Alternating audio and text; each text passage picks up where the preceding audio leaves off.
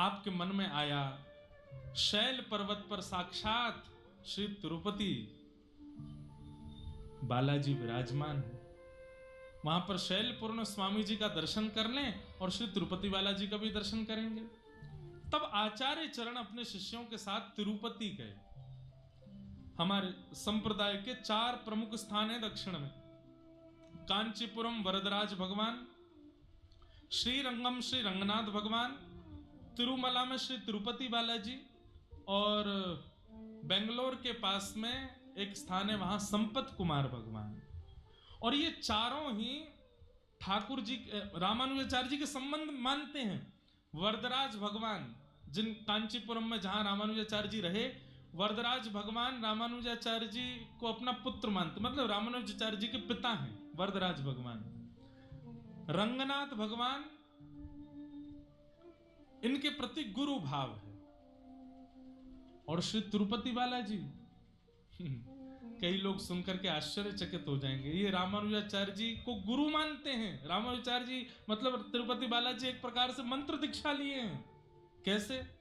रामानुजाचार्य जी गए तो जैसे दर्शन करने के लिए पहुंचे, तिरुपति बालाजी खड़े हैं सामने, ये मुद्रा है उनके, ऐसे खड़े रहते हैं।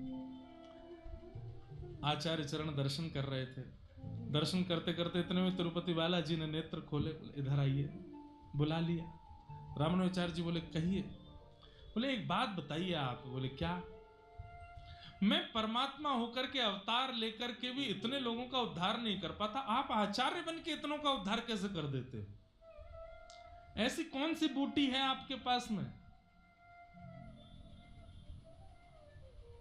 और मैं परमात्मा बनकर के उद्धार करता हूं, लेकिन आप आचार्य बनकर के शरीर से तिरोभाव भी हो जाता, उसके बाद भी उद्धार होता ही रहता है जीवन भर।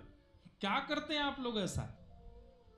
रामानुजाचार्य जी बोले ये मंत्र सिद्धांत है, ये हमारा अंतरंग सिद्धांत है।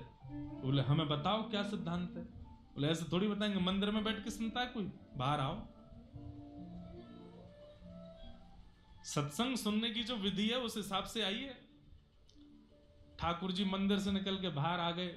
मंदिर से बाहर तो आ गए, लेकिन अर्चक भी सब संग आए, कोई चमड़ डोरा रहा है, कोई पंखा जल रहा है, कोई ठाकुर जी को आरती दिखा रहा है, कोई बीड़ा लेकर के खड़ा है, कोई 56 भोग लेके खड़ा है ठाकुर जी। रामानुजाचार्य जी ऐसे सत्संग सुनते हैं? चमड़ डुरा रहे हैं, यहाँ पे तुम्हारे पंखा चल रहा है, नीचे 56 भोग धर, ऐसे सत्संग होता है? ठाकुर जी बोले तो क्या करना है, इनको भेजो, सबको भेज दिया। अब तो बता दीजिए आपके पास ऐसा क्या है जो हमारे पास नहीं? तो रामानुजाचार्य जी इतने, वेंकटेश भगवान तिरुपति बालाजी थोड़े ऊंचे, तो रामानुजाचार्य जी ऐसे बोले सत्संग सुनाने वाला ऊपर होता है, सुनने वाले को नीचे आना पड़ता है। बोले आप ये क्या कर रहे हैं? बोले थोड़ा नीचे बैठो। थोड़े नीचे हुए, बोले हाँ अब ठीक है, अब इधर आओ। समीप गए ठाकुर जी, तिरुपति बालाजी बोले अपना कान आगे करो। जैसे ही कान आगे किया, श्री रामानुजाचार्य जी ने तुरंत अष्टाक्षर मंत्र सुना दिया, गुरु मंत्र दे दिया। और जैसे ही अष्टाक्षर मंत्र सुनाया, ठाकुर जी बोले ये क्या है? बोले यही तो है हमारी बूटी। ठाकुर जी बोले ले ये तो मेरा ही नाम है। बोले यही तो बात है, आपका ही नाम उद्धार करता है नाथ पूरे विश्व का। जो काम आप नहीं कर सकते वो आपका नाम करता है। और सुनिए, बोले क्या अब आपकी दीक्षा हो गई है हमसे, अब आप हमारे चेला हो गए हो।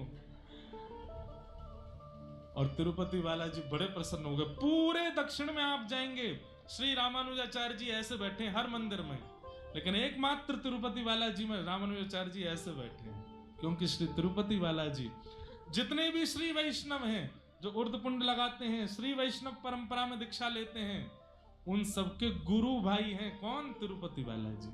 तिरुपति बालाजी उनके गुरु भाई हैं। गोविंदा गोविंदा वेंकटरमणा गोविंदा। एक बार जरूर जाइयो भैया, बहुत आनंद आता है वहां पे। तिरुपति में दर्शन करके आनंद आ जाता है। तो इस प्रकार ठाकुर जी ने वहां आनंद किया।